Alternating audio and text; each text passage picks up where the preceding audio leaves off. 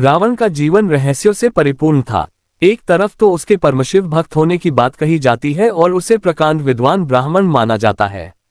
दूसरी तरफ हर साल दशहरे पर उसका पुतला फूंका जाता है।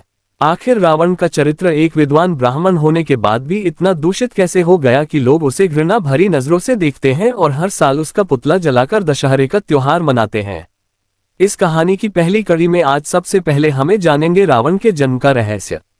वाल्मीकि रामायण में बताया गया है कि रावण पुलत्स्य मुनि के पुत्र महर्षि विश्रवा और राक्षसी कैकसी का पुत्र था। रावण के जन्म की कहानी आरंभ होती है समुद्र मंथन से।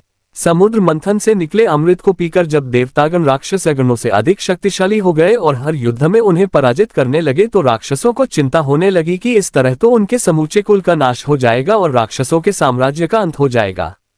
तब सर्वसम्मति से राक्षसों के बीच में इस बात पर सहमति बनी कि राक्षसों की पुत्री ऐसे शक्तिशाली पुरुष को जन्म दे जो ब्राह्मण भी हो और राक्षसों के कहने पर देवताओं के साथ युद्ध करके उन्हें हरा सके।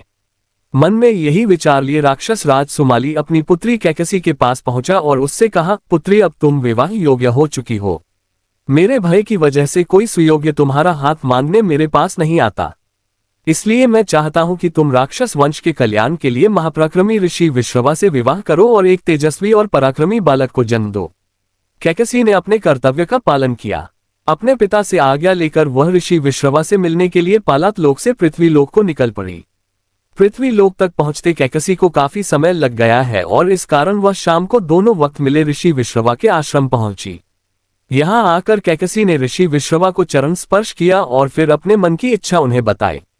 कैकसी की बातों को सुनकर ऋषि विश्रवा उससे विवाह करने को तैयार हो गए, लेकिन साथ ही उन्हें कैकसी को यह बात भी कही, तुम शाम की बेला में मेरे पास आए हो, इसलिए मेरे पुत्र क्रूर और बुरे कर्म करने वाले होंगे और उनकी शक्ल भी राक्षसों जैसी होगी, लेकिन मेरा तीसरा पुत्र मेरी तरह धर्मात्मा होगा।